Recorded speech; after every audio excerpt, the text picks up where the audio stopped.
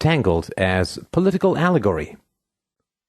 The 2010 Disney animated feature Tangled tells the story of Rapunzel in a version much better than the original.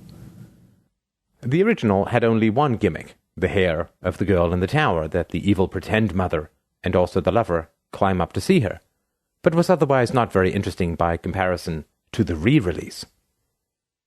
Rapunzel, who was not a peasant as in the original but rather a lost princess, does a hilarious rendering of the conflicted girl who wants to cling to the mother but also wants to see the world. The boy is not a prince, but rather a bandit named Flynn Rider, and it takes him a very long time to decide to give up his ruffian ways to finally fall in love.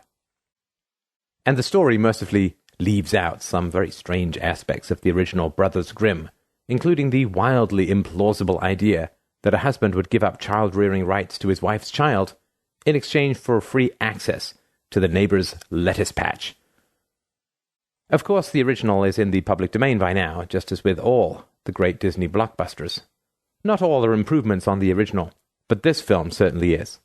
Sometimes 2.0 is just much better than 1.0, and here we see the big problem with intellectual property protection.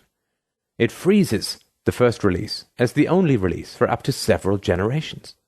Improving and adapting are made against the law. This is not a problem if you use a story that is old enough, but why should society have to wait 100 years to get a better version of the original? Why should we have laws that artificially slow the pace of progress?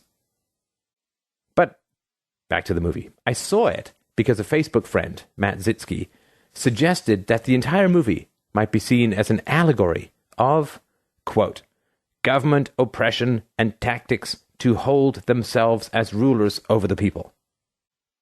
The idea here is that the evil witch Gothel, who is really old and decrepit but uses magic to look 40-something, is a stand-in for the state. Let's see how this works out. Gothel. She sneaks into the home of the wealthy aristocrats to steal their child. Government.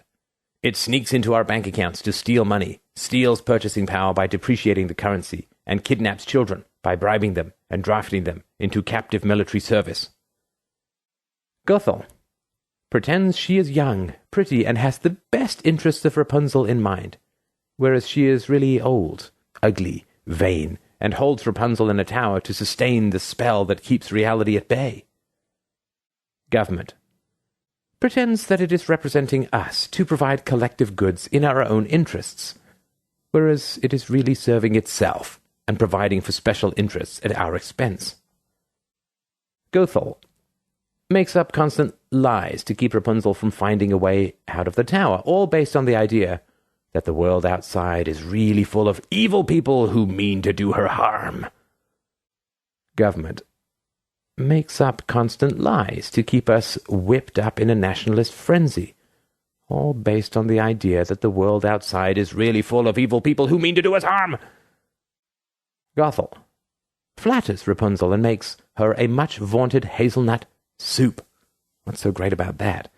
To keep her placated and less dissatisfied with her imprisonment. Government flatters the population and gives us much-vaunted benefits, healthcare, retirement income, roads, to keep us placated and less dissatisfied with despotism.